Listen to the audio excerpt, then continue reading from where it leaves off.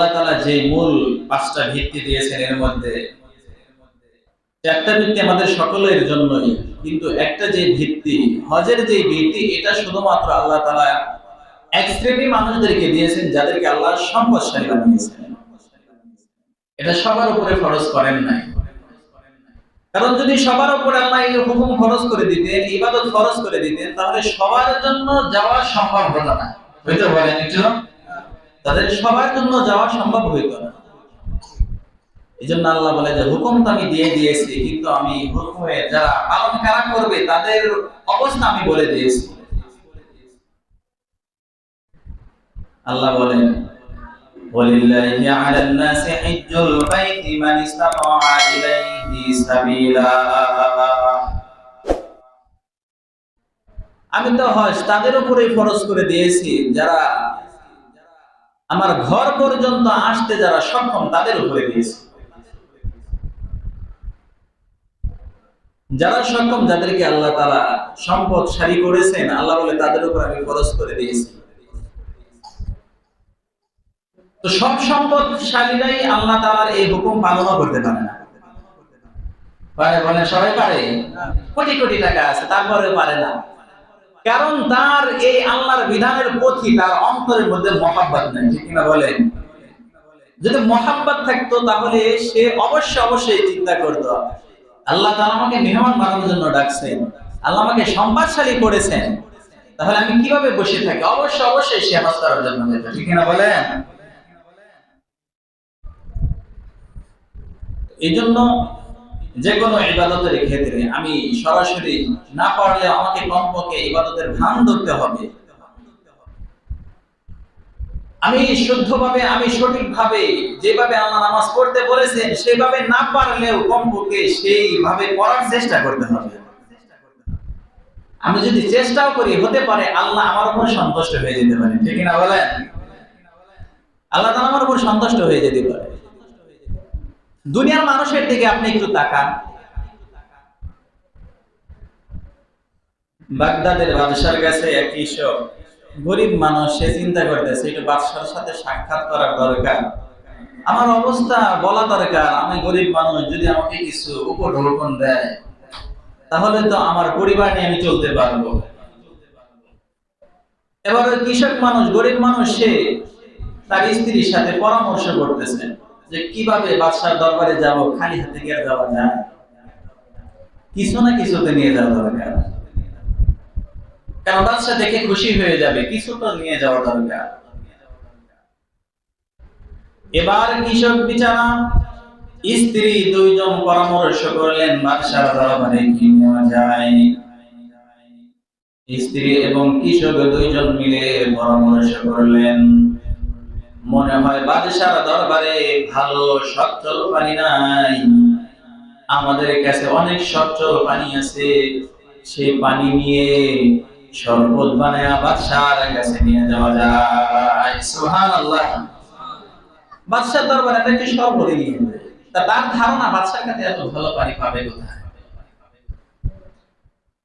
কৃষক বিচার আবার চিন্তা করেছেন, পানি নিয়ে রওনা হলেন। তখন তো আর গাড়ি ছিল না, ট্রেন ছিল না, মোটর সাইকেলও ছিল না। হেঁটে রওনা করলেন বাদশার দরবারে।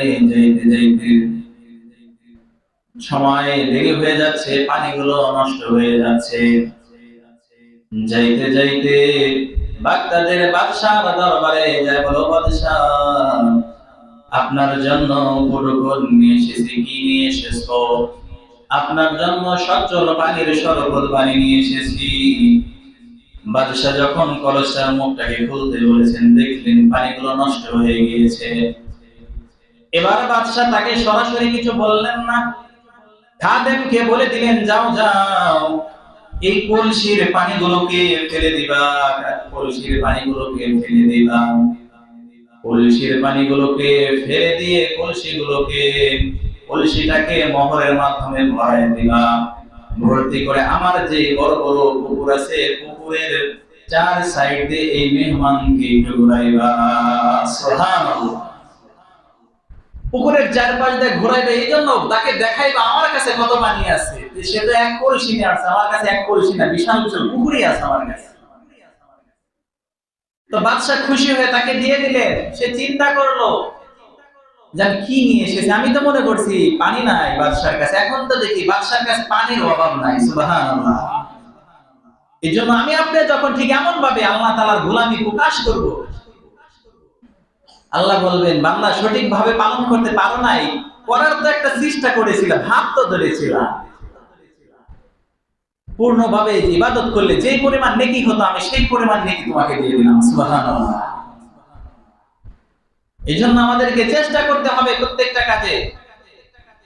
চেষ্টা করার মালিক আমি, আর দেওয়ার মালিক হলো আল্লাহ। আমার চেষ্টার মধ্যে কম রাখা যাবে না, আমার যতটুকু চেষ্টা আমাকে করতে হবে, বাদ বাকি দেওয়ার মালিক হলো আল্লাহ। এই জন্য আমাদের যাদের সামর্থ্য আছে সেই হজে যাওয়ার চেষ্টাও করতে হবে। আর হজে ওই সমস্ত মানুষই যেতে পারে যাদের অন্তরের মধ্যে আল্লাহ তাআলার প্রতি মহব্বত আছে। আল্লাহ তাআলার প্রতি যাদের অন্তরের মধ্যে ভালোবাসা আছে তারাই শুধুমাত্র সেখানে যেতে পারে। আর তারা এমন ভাবে সে আল্লাহ তাআলার মেহমান হয়, সেখানে এমন ভাবে হজ করে, তারা মরা হজ করে না, তারা রূহওয়ালা হজ করে। যে হজের মাধ্যমে তারা হজ থেকে ফিরে আসার পরে তাকে দেখে বোঝা যায় সে একজন হাজী, সে একজন আল্লাহর মেহমান। ঠিক না এটা বলেন? কত মানুষই তো হজ করে, হজ করে এসে একদম ক্লিন শেপ মাইরা বলে আছে না নাই, জোরে বলেন।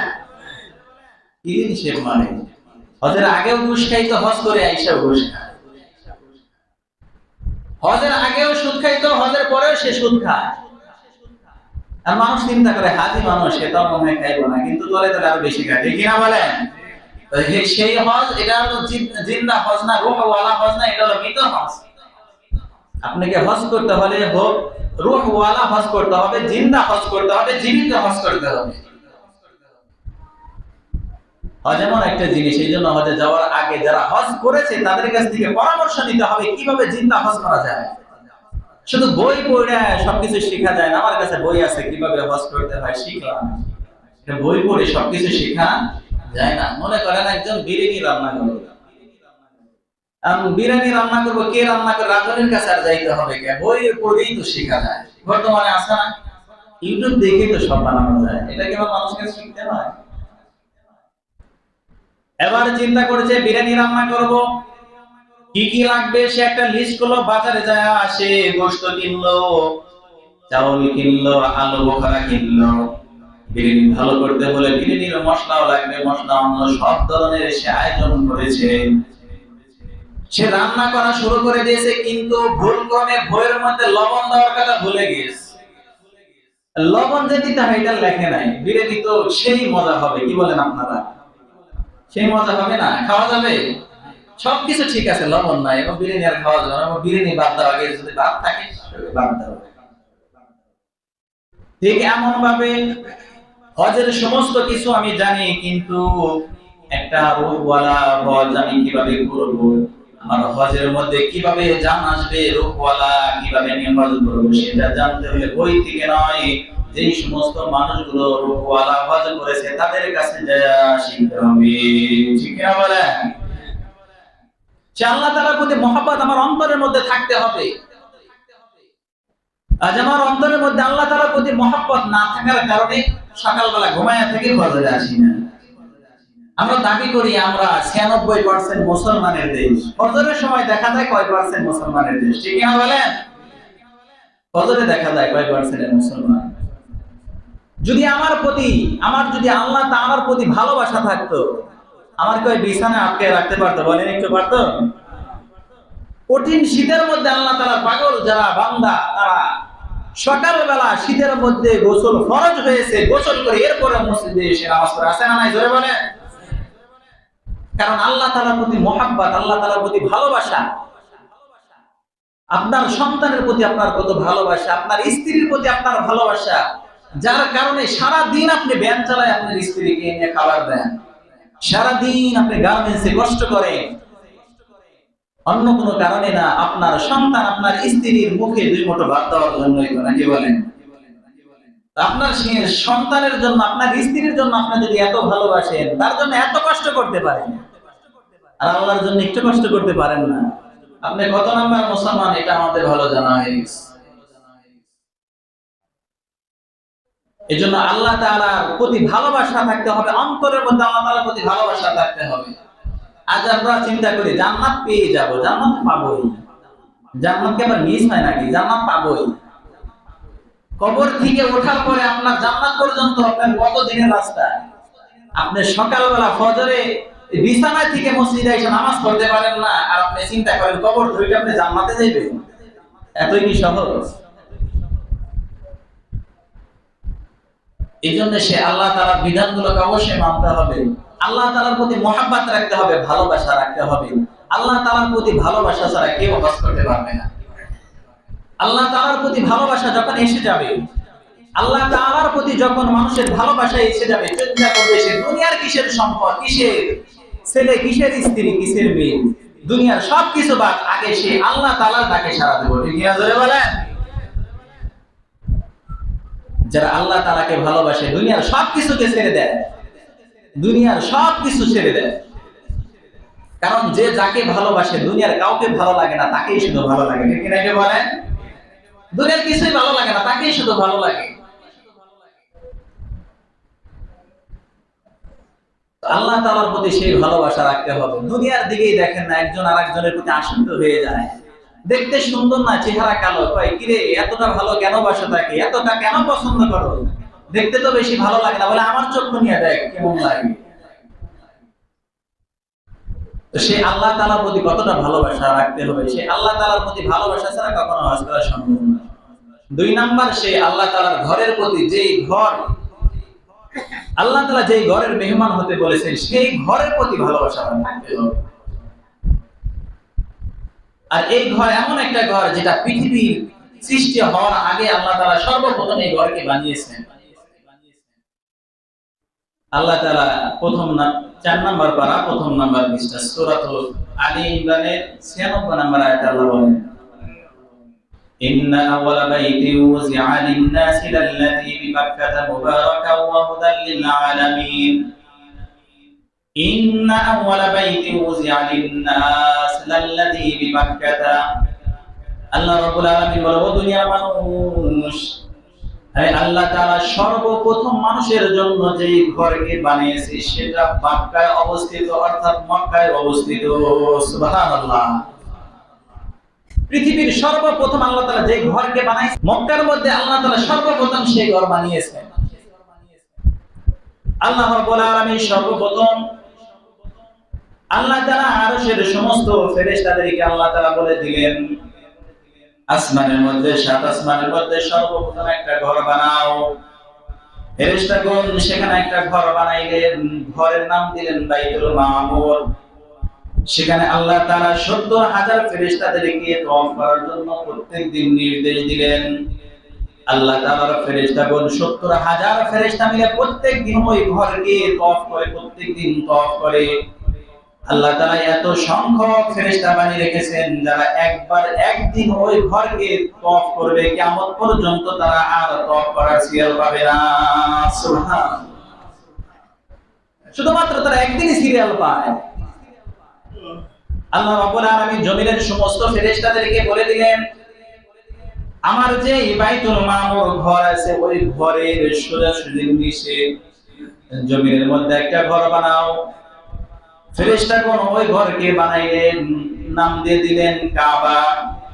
হযরত আদম আলাইহিস সালাম সর্বপ্রথম যখন ওই ঘরকে তওয়াফ করেন, এমন অবস্থায় ফেরেশতাগণ বলে, আল্লাহর নবী, আপনি যেই ঘরকে আজ তওয়াফ করলেন, আমরা আজ থেকে 2000 বছর পূর্বে এই ঘরকে তওয়াফ করেছি। সুবহানাল্লাহ।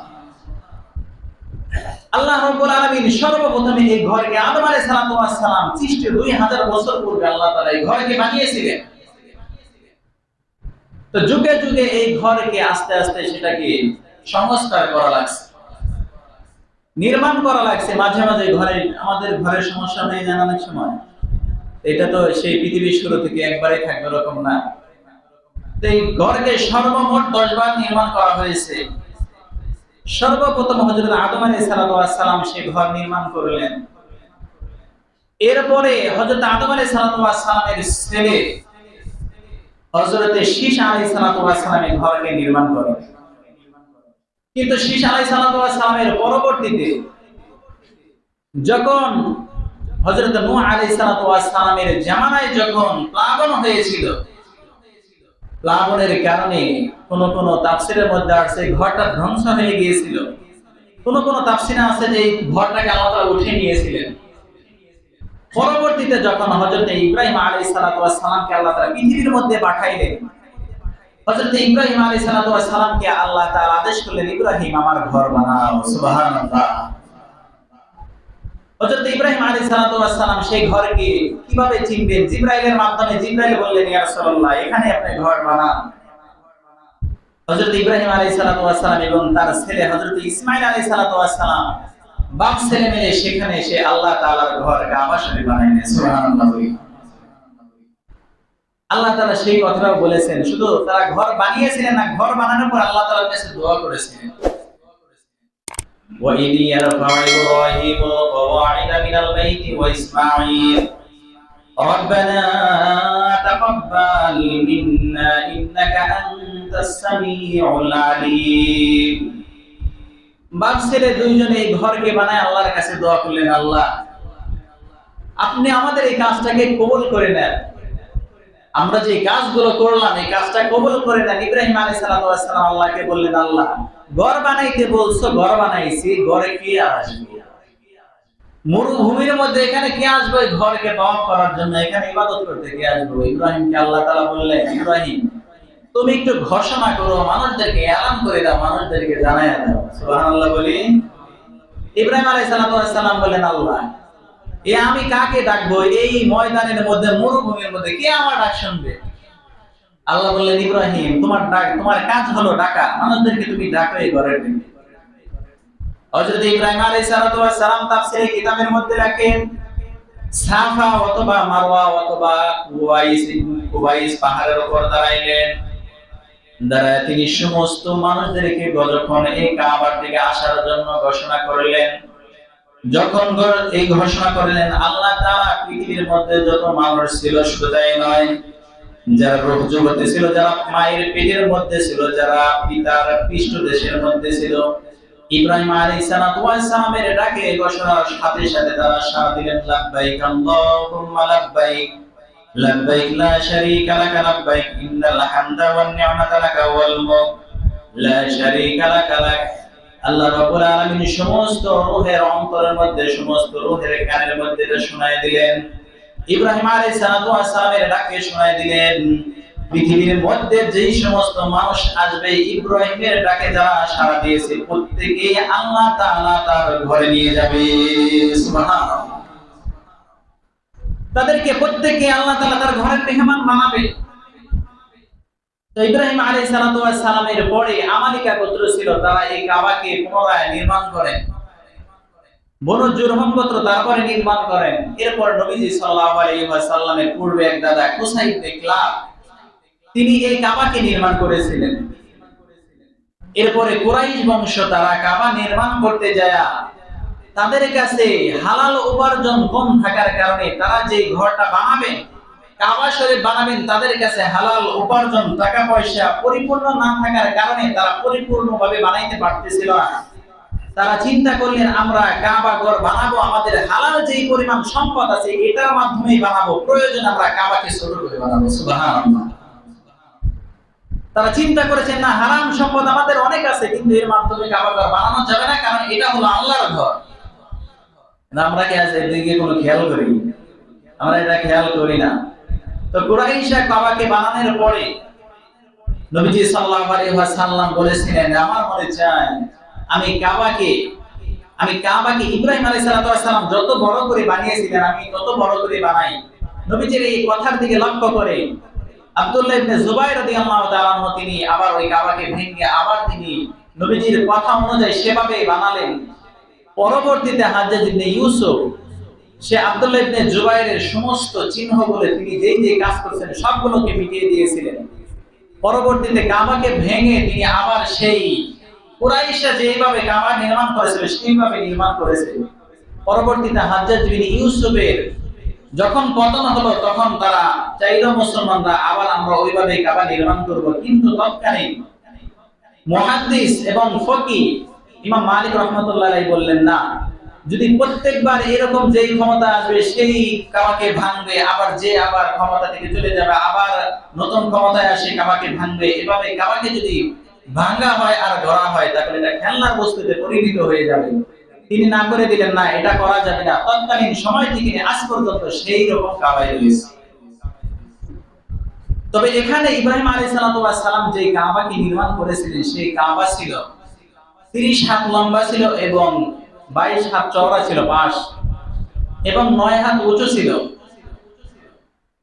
নবীজি সাল্লাল্লাহু আলাইহি ওয়াসাল্লামের পূর্বের দাদা কুসাই ইবনে কালাম তিনি যখন কাবাকে নির্মাণ করেছিলেন, পূর্বে কাবার ছাদ ছিল না, তিনি বাঁশের মাধ্যমে, খড়ির মাধ্যমে, কাঠের মাধ্যমে তিনি ওই কাবার ছাদ দিয়ে দেন। কিন্তু তৎকালীন সময়েও ওই কাবার দরজা, আপনারা এখন দেখেন উপরের দিকে দরজা ছিল মাটি বরাবর। কিন্তু কুরাইশা যখন কাবাকে নির্মাণ করলো, তাদের কাছে অর্থ পরিপূর্ণ না থাকার কারণে তারা 30 হাতের জায়গায় তারা 6.5 হাত কমায় দিল, 23.5 হাত বানাই দিল। বানানোর পরে তারা উচ্চতার দিকে 9 হাত ছিল, তারা 18 হাত করে ফেলেছে।